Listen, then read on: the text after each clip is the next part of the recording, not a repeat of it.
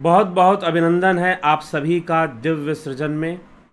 जिज्ञासुओं, प्रत्येक दिवस की भांति आज भी हम यहाँ पर शिव सूत्रों पर चर्चा कर रहे हैं और आज का जो महत्वपूर्ण विषय है शिव सूत्र का वह है तुर्या भोग। यह तुर्या भोग क्या है? पीछे जो हमने उद्यात्मक उद्यमो भैरव की जो चर्चा हमने सुनी, अर्थात उद्यात्मक शांभव योग का जो अभ्यास है, जो एक उद्यम किया जाता है शांभव योगी के द्वारा, ध्यान योगी के द्वारा, शिव योगी के द्वारा। जो शिव योगी है, जो शिव अद्वैत विचारधारा में विश्वास करने वाला है, उसके द्वारा जो उद्यम किया जाता है अपने आप को शिव रूप में स्थित करने के लिए या शिव रूप का साक्षात्कार करने के लिए, निज स्वरूप को जानने के लिए और उसकी स्थिति को प्राप्त करने के लिए। तो जब वह अपने निज स्वरूप को जानता है तो संपूर्ण सृष्टि को अपने निज स्वरूप में ही समा लेता है, जिसे कि प्रलय कहा गया, जिसे विश्व संहार कहा गया। तो उसके अगले सूत्र में हमने विश्व संहार पर चर्चा की।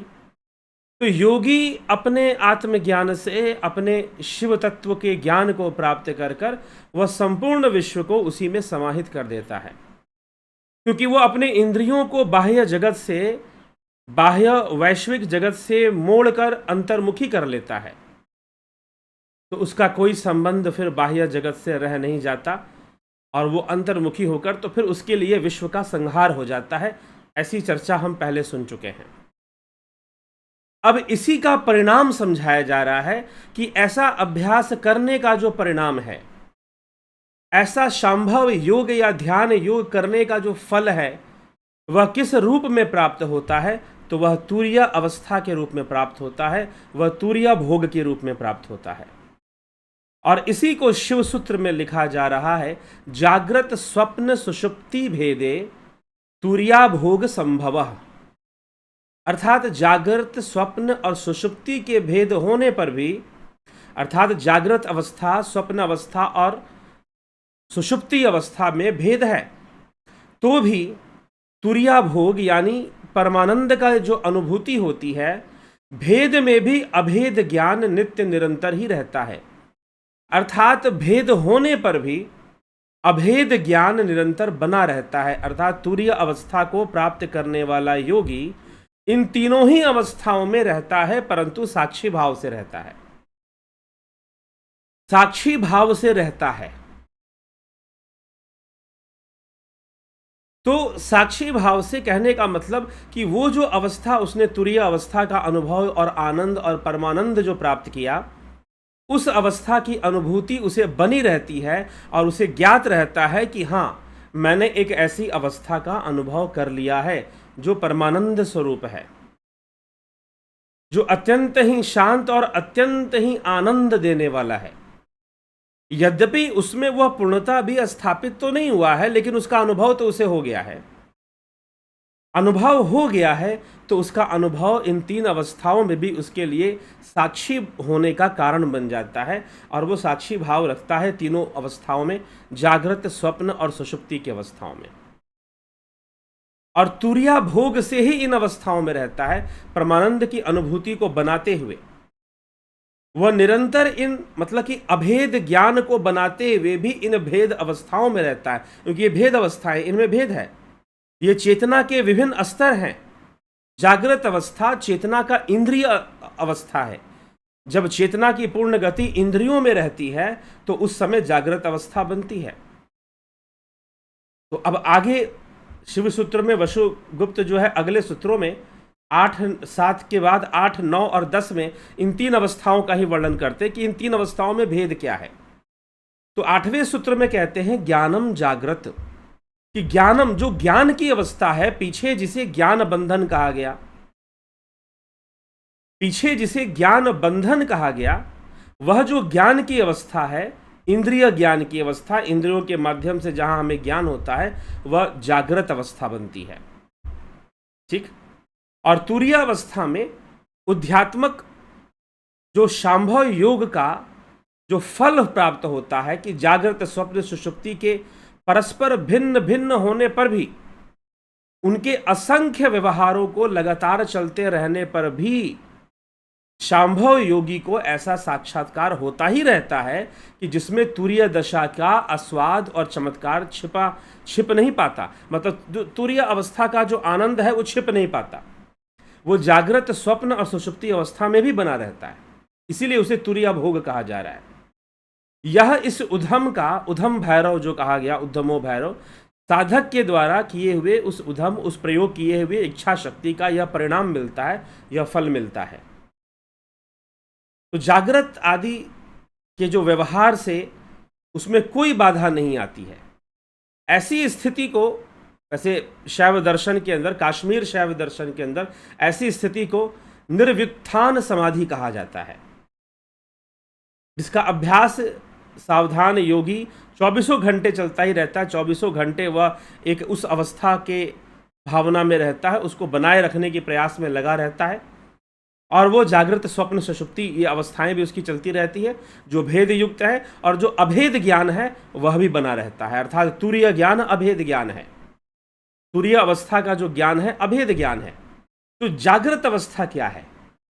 जागृत अवस्था है ज्ञान की अवस्था, इंद्रिय ज्ञान की अवस्था ही जागृत अवस्था है, जहां पर इंद्रियों के माध्यम से ज्ञान प्राप्त हो। इसलिए लिखा 8वें सूत्र में ज्ञानम जागृत, ये जागृत अवस्था है जहां पर इंद्रियों का भेद बना रहता है और इंद्रियां अलग अलग अनुभूतियां, आंखें देखती हैं, कान सुनते हैं, ठीक है, आंखें देखती हैं, कान सुनते हैं, जिह्वा स्वाद लेती है, त्वचा स्पर्श का अनुभव करती है, नासिका गंध लेती है।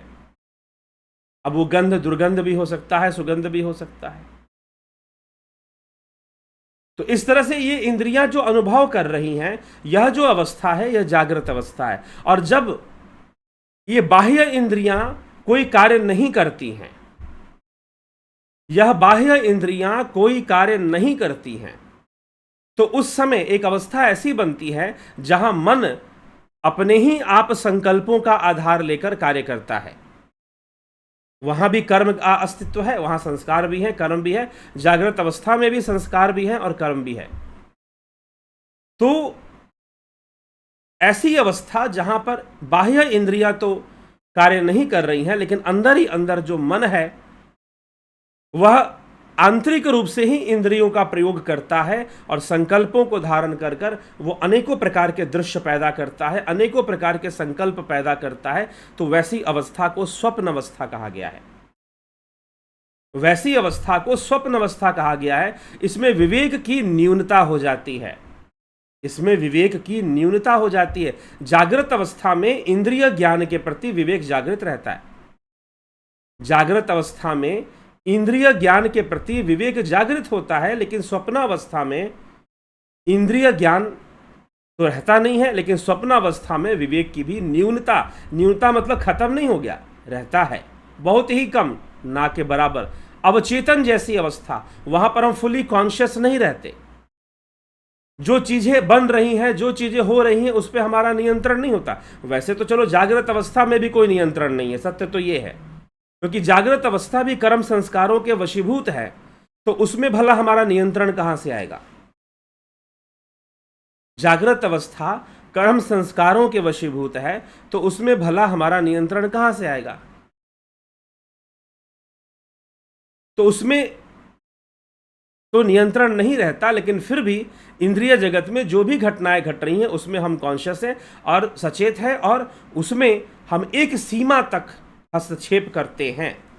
हालांकि वो हस्तक्षेप करना भी बंधन युक्त है, परंतु और बंधन को ही बढ़ावा देता है, क्योंकि वो कर्म ही है, प्रकृति के वशीभूत ही हम हस्तक्षेप करते हैं। हमारे द्वारा किए गए सारे कर्म प्रकृति के द्वारा ही हमें विवश किए जाते हैं। तो ऐसी अवस्था वहां बनती है। तो जागृत, स्वप्न और सुषुप्ति, और फिर आती है सुषुप्ति अवस्था। तो पहली अवस्था में इंद्रिय ज्ञान की अवस्था है, दूसरी अवस्था में इंद्रिय ज्ञान या इंद्रिय क्रियाकलाप बंद हो जाएगा, परंतु मन जो है जागृत रहते हुए अपने ही संकल्पों से वो सारे कर्म करना शुरू कर देता है और बहुत तरह के दृश्य और संकल्प पैदा कर देता है, जो चित्त में बहुत पहले से पड़े हुए हैं हमारे, हो सकता है कि पिछले कई जन्मों से हमारे चित्त में जो पड़ी हुई चीजें हैं वो भी हमारे सामने आनी शुरू हो जाती है, वो भी हमारे सामने आने शुरू हो जाती है। तो ऐसी अनुभूतियां हमें मिलनी शुरू हो जाती है।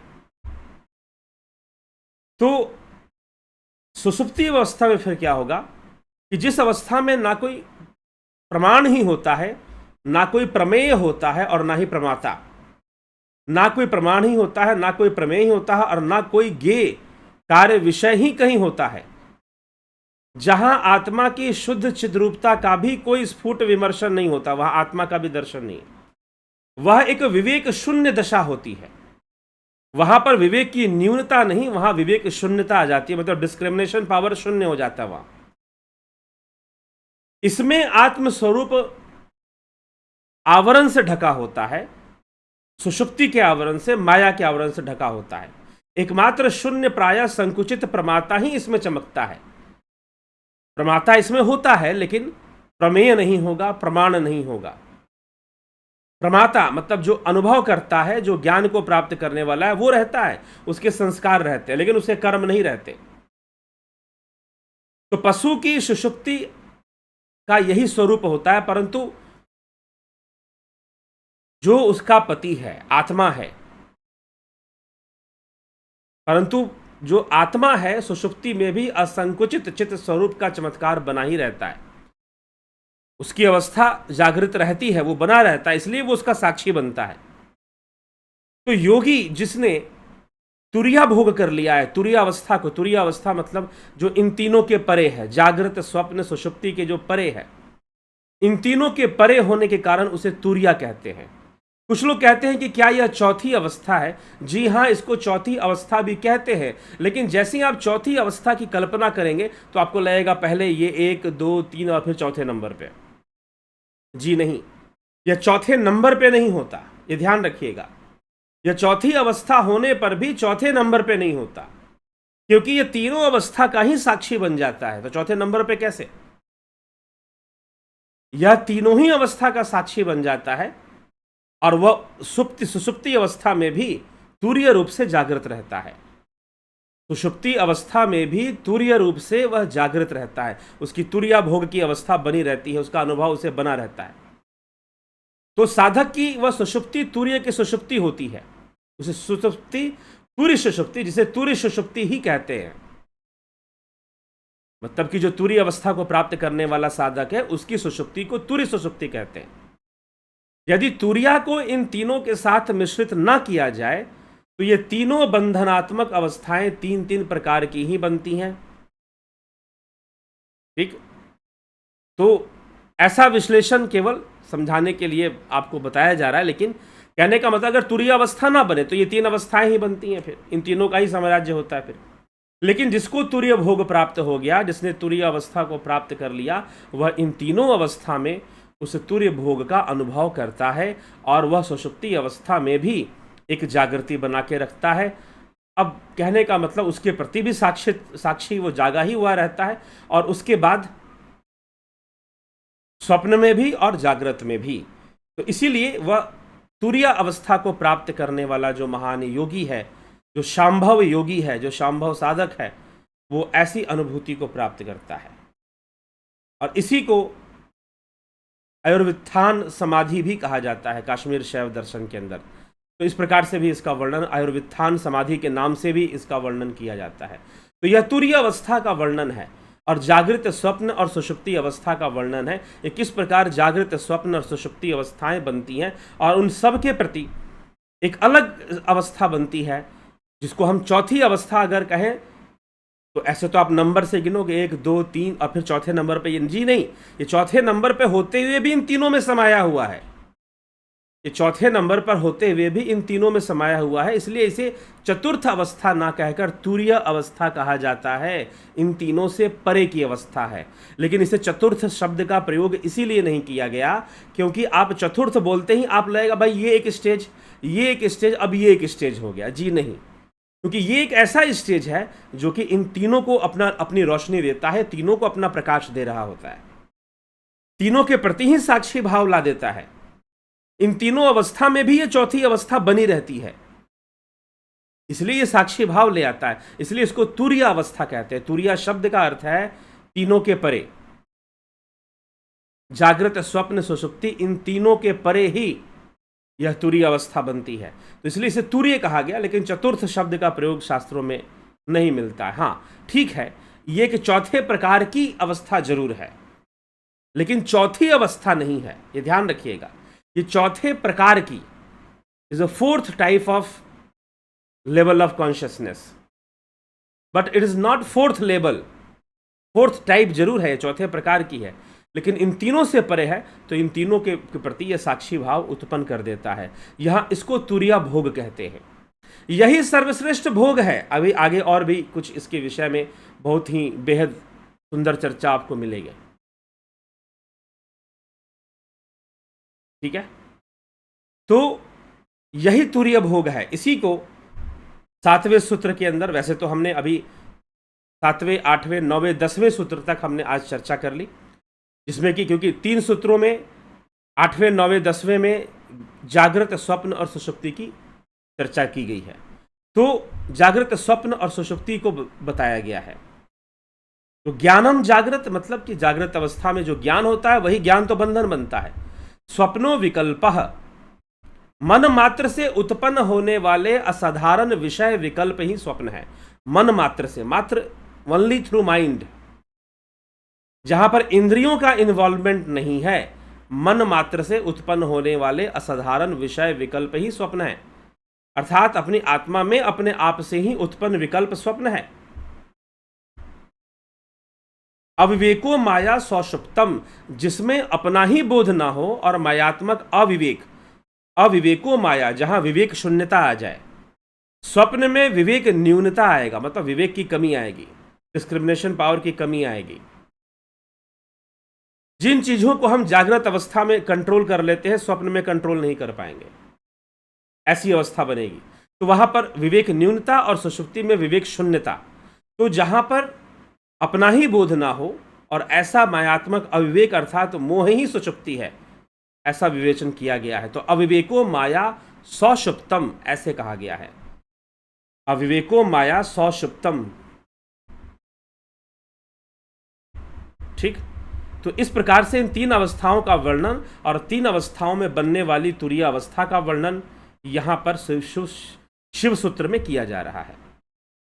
तो शिव सूत्र में तीनों अवस्थाओं का और तुरीय भोग बनने से तीनों अवस्था में ही तुरीय अवस्था बनी रहती है, साक्षी भाव बना रहता है, ऐसा वर्णन किया जा रहा है। और ऐसा अवस्था को प्राप्त कौन करता है? जो शांभव योगी है, जिसने विश्व संहार किया है, जो विश्व संहार के लिए अभ्यासरत है। अब विश्व संहार का क्या अर्थ है, पीछे के व्याख्यान में जाएंगे तो मिल जाएगा विश्व संहार की व्याख्या, इससे पहले वाले व्याख्यान में, आज से पहले जो कल हुआ था। फिर उससे पहले जाएंगे उद्धमो भैरव, जो उधम करता है भैरव हेतु, चेतना को जानने हेतु, शिव तत्व को जानने हेतु, आत्म साक्षात्कार हेतु, निज स्वरूप को प्राप्त करने हेतु जो उधम करता है, वह योगी ऐसी तुरीय अवस्था को प्राप्त कर जाता है। ऐसा कहने का यहां पर वह तुरीय भोग को, इसे भोग कहा जा रहा है। अब इसे भोग क्यों कहा जा रहा है, तुरीय भोग? इसका रहस्य हम, भोग का रहस्य जो है, अगले व्याख्यान में हम सुनते हैं। तो बहुत बहुत आभार आप सभी का। जुड़े रहें, बने रहें, लाभ उठाते रहें। और साथ ही आप भी ऐसा अभ्यास करना चाहते हैं कि हम भी ऐसी अवस्था को प्राप्त करें जो तुरीय भोग की अवस्था है, तो ऑनलाइन क्लासेस चलती हैं ध्यान योग की, प्रैक्टिस, मात्र बातें ही नहीं, अभ्यास भी यहाँ कराया जाता है। जिस दर्शन को समझाया जाता है, जिस विचारधारा को, जिस योग के बारे में यहाँ बताया जाता है, उस योग का अभ्यास भी कराया जाता है, उस योग का ज्ञान भी दिया जाता है। इसीलिए आप ध्यान योग का कोर्स ज्वाइन कर कर उसका लाभ उठा सकते हैं, आप उससे लाभान्वित हो सकते हैं। तो जरूर आप इससे लाभान्वित होइए और इसका लाभ उठाइए, ठीक है। तो चलिए अभी इसी के साथ मैं विराम देता हूं। और ध्यान योग का कोर्स अगर आप ज्वाइन करना चाहते हैं, 17 तारीख तक आप ज्वाइन कर सकते हैं, 17 मई तक 2022। तो आप जो है ज्वाइन कर कर उसका लाभ ज़रूर उठाइए, लाभान्वित होइए उससे। प्राकृतिक चिकित्सा का भी ऑनलाइन कोर्स चलता है, उसको भी आप ज्वाइन कर लाभ उठा सकते हैं शरीर के स्वास्थ्य के लिए, जहाँ पर बहुत सारी दवाइयाँ हमें बीमारियों की नहीं मिलती हैं, बनी नहीं है, या फिर दवाइयों का साइड इफ़ेक्ट हमें बहुत झेलना पड़ता है। वहाँ पर प्राकृतिक चिकित्सा वरदान के समान है, जरूर उसका लाभ उठाना चाहिए। बहुत बहुत आभार आप सभी का।